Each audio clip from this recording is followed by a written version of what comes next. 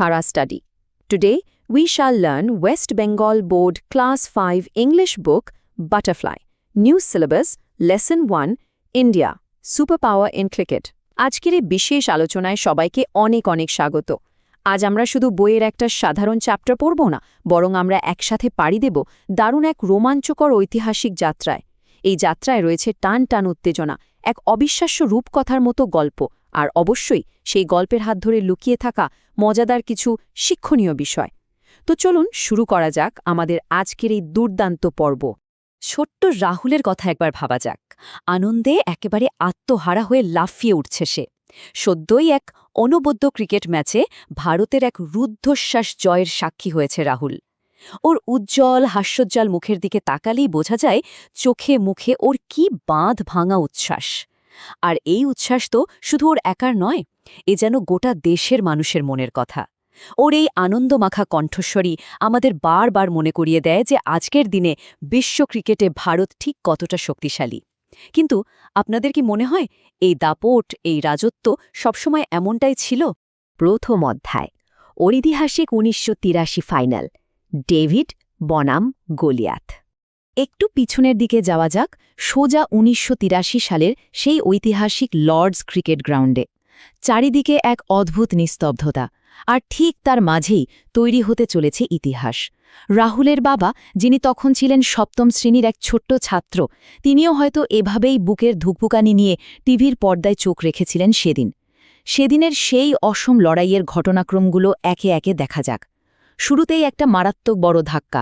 Bharat toss হেরে গেল, আর তার মানেই হল বিশ্বের সবচেয়ে ভয়ঙ্কর বোলিং আক্রমণের সামনে প্রথমে ব্যাট করতে নামতে হবে ভারতকে।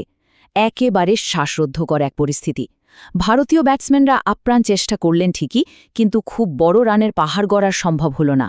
নির্ধারিত ওভার শেষে ভারত সংগ্রহ করল মাত্র ১৮৩ রান। তখন মনে হচ্ছিল শক্তিশালী ওয়েস্ট ইন্ডিজ দলের কাছে এই রান তো একেবারে হাতের মোয়া। কিন্তু কে জানত দ্বিতীয় ইনিংসে অপেক্ষা করছে ক্রিকেটের ইতিহাসের অন্যতম সেরা এক রোমাঞ্চকর পট পরিবর্তন। সেই দুর্ধর্ষ ওয়েস্ট ইন্ডিজ গুটিয়ে গেল মাত্র ১৪০ রানে।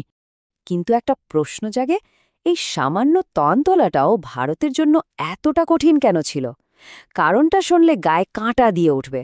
সেই ওয়েস্ট ইন্ডিজের পেস বোলিং আক্রমণ ছিল যেন এক সাক্ষাৎ দুঃস্বপ্ন। একটু নিচু স্বরে সেই ভয়ঙ্কর নামগুলো একবার নেওয়া যাক: Andy Roberts, Malcolm martial, Joel Garner এবং মাইকেল হোল্ডিং। যেন রূপকথার সেই বিশালদেহী দানবের দল, যারা ২২ গজের পিচে রীতিমতো ঝড় তুলতেন।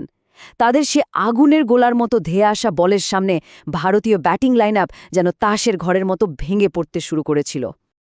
আর ঠিক এই কারণেই স্কোরবোর্ডে জ্বলজ্বল করতে থাকা ১৮৩ সংখ্যাটা আপাতদৃষ্টিতে খুব সামান্য মনে হলেও এর পিছনে লুকিয়ে আছে অদম্য সাহসের এক মহাকাব্য। শ্রীকান্ত, অমরনাথ, পাটিল এবং মদনলাল এরা বুক চিটিয়ে লড়াই করেছিলেন সেদিন। ভাবলে অবাক হতে হয়, গোটা ইনিংসে মাত্র ৩টি ছক্কা হাঁকানো হয়েছিল, আর সে ৩টি ছক্কা এসেছিল শ্রীকান্ত, সন্দীপ পাটিল এবং মদনলালের ব্যাট থেকে। এই ১৮৩ রান নিছক কোনো সংখ্যা ছিল না, এটি ছিল দাঁতে দাঁত চেপে মাটি কামড়ে পড়ে থাকার এক জ্বলন্ত প্রমাণ। আর তারপর এলো সেই জাদুকরী মুহূর্ত। এই ২০ গজ দূরত্বই বলতে গেলে বদলে দিল গোটা ভারতের ক্রিকেট ইতিহাস। ওয়েস্ট ইন্ডিজের সবচেয়ে ভয়ঙ্কর ব্যাটসম্যান ভিভ রিচার্ডস যখন ক্রমশ জয়ের দিকে এগিয়ে যাচ্ছেন, ঠিক সেই সময় ভারতীয় দলের অধিনায়ক কপিল দেব পিছন দিকে ছুটতে শুরু করলেন। ১ গজ ২ গজ করতে করতে টানা ২০ গজ পিছন দিকে দৌড়ে গিয়ে শূন্যে ঝাঁপিয়ে পড়ে তিনি তালুবন্দি করলেন সেই ক্যাচ। অবিশ্বাস্য! এই একটিমাত্র ক্যাচই যেন ম্যাচের মোড় সম্পূর্ণভাবে ঘুরিয়ে দিল। শুধু কি ফিল্ডিং, বোলারদের সেই দুর্দান্ত লড়াইয়ের কথা তো ভোলা যাবে না। ইংল্যান্ডের সেই মেঘলা আবহাওয়া আর পিচের কন্ডিশনকে ভারতীয় বোলাররা এমন নিখুঁতভাবে কাজে লাগিয়েছিলেন, যা ছিল এক কথায় অভাবনীয়। মহিন্দর অমরনাথ মাত্র ১২ রান দিয়ে তুলে নিলেন ৩টি অমূল্য উইকেট, আর তারই অলরাউন্ড পারফরমেন্সের জন্য তিনি পেলেন ম্যান অব দ্য ম্যাচের খেতাব। অন্যদিকে মদনলালও তুলে নিলেন আরও ৩টি উইকেট। এই বীরদের হাত ধরেই সেই অজেয় ওয়েস্ট ইন্ডিজ দল মাত্র ১৪০ রানে লুটিয়ে পড়ল। ৪৩ রানের এই ঐতিহাসিক জয় কিন্তু শুধু একটা ক্রিকেট ম্যাচ জেতা ছিল না, এটি ছিল সারা বিশ্বকে চমকে দেওয়া এক মহাবিস্ফোরণ। ক্রিকেট ইতিহাসের অন্যতম সেরা এই অঘটনের পর থেকে ভারতের প্রতীকী ঘরে ঘরে ক্রিকেট যেন এক নতুন ধর্মের রূপ নিল। এই জয় গোটা জাতিকে এমন এক অনাবিল গর্বে ভরিয়ে তুলেছিল যা আজও প্রতিটি ভারতীয়র মনে এক অদ্ভুত আনন্দের সৃষ্টি করে। দ্বিতীয় অধ্যায়, মজার ক্লাসরুম, ব্যাকরণের জাদু। ইতিহাসের এই দুর্দান্ত গল্পগুলোর পড়তে পড়তে কিন্তু লুকিয়ে আছে ব্যাকরণের কিছু জাদুকরী নিয়ম।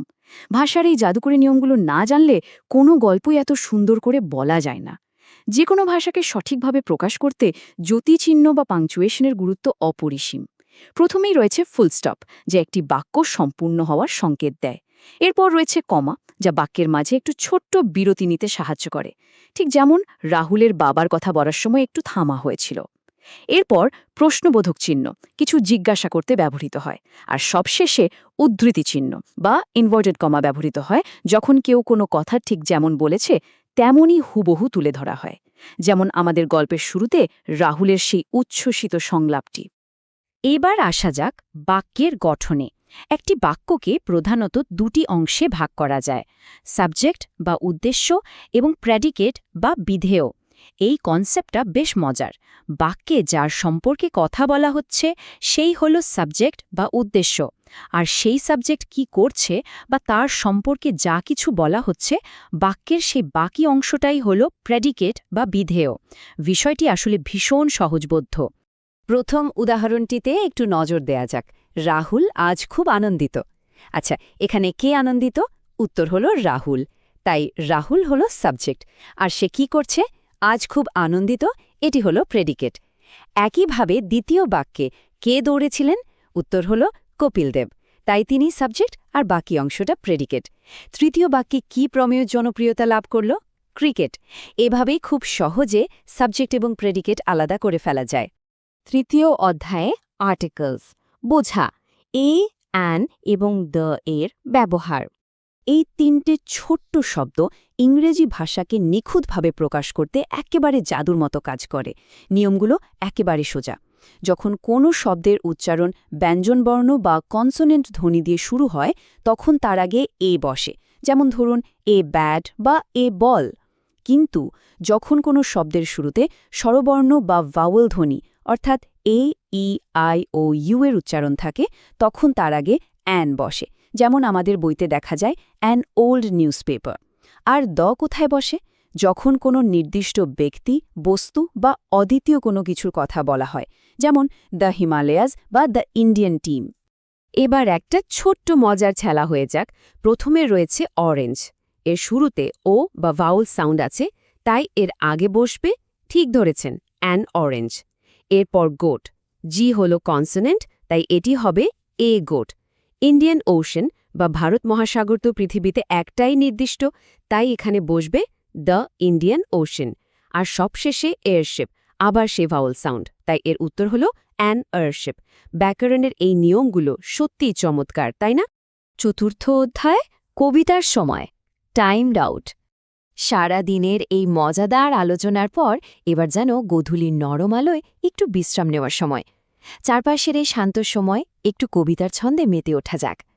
কবিতার প্রথম স্তবকে বলা হচ্ছে একদম শুরুর দিকের ক্রিকেটের কথা, সেই টেস্ট ক্রিকেটের যুগ, যেখানে ধবধবে সাদা পোশাকে খেলোয়াড়রা মাঠে নামতেন।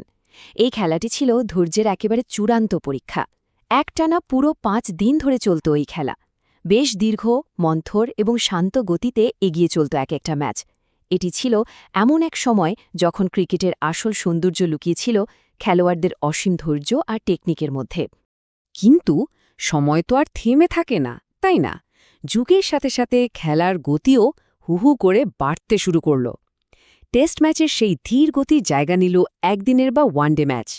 শুরু হলো দ্রুত রান নেওয়া, দুর্দান্ত ফিল্ডিং আর বোলারদের ওপর আক্রমণ। আর এখন তো টি-20 ক্রিকেটের যুগ। চারিদিকে শুধু 4 আর ছক্কার বৃষ্টি, যেন একটা ভরপুর মশলাদার সিনেমা। চোখের পলকে খেলার রং বদলে যায়, আর প্রতিটা মুহূর্ত থাকে চরম উত্তেজনায় ভরপুর। খেলা যেমনই হোক, তার টেস্ট হোক, ওয়ানডে বা টি-20, আসল কথা হল আনন্দ পাওয়া। কবিতায় যেমন কি খুব সুন্দর করে বলা হয়েছে, শুধু দিনটিকে উপভোগ করো, রাহুল আর তার বাবার মতোই জীবনের প্রতিটি মুহূর্ত এবং নতুন কিছু শেখার এই আনন্দকে আমাদের সবার উদযাপন করা উচিত।